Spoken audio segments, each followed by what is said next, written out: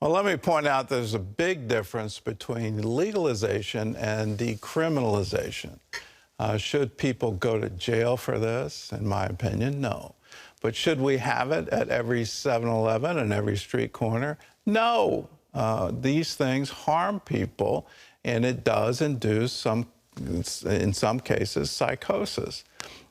So you have these medical experts saying, watch out for what we're getting ready to do to America. This is absolutely going to harm a whole generation. And why aren't we listening to that? Why this headlong rush to tax it and all of these things? It's because there's a profit motive. There's a lot of money in this, and so that's why the lobbying is all one way. I hope the medical community wakes up and says, come on, guys, this isn't an America we want to live in, and you don't want to have this kind of psychosis taking over a whole generation. For Christians, I encourage you, please read the Bible and read Galatians chapter 5, verse 19.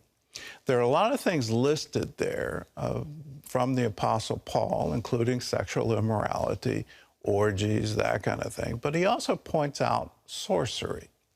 What was sorcery in the Greek word? The Greek word behind that English word sorcery is pharmakia, where we get the modern English pharmacy.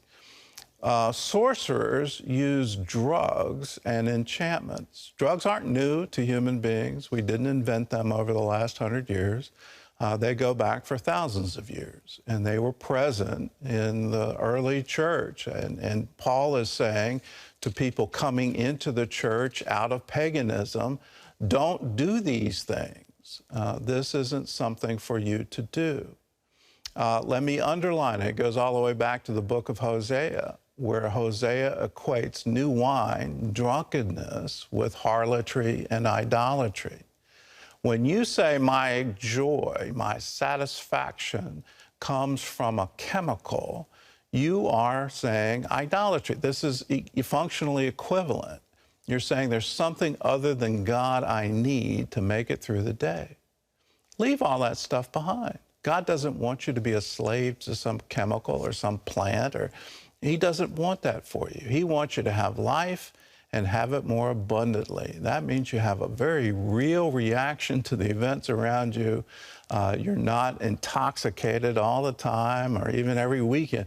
You just have a wonderful relationship with Him. And that's what we should all strive for.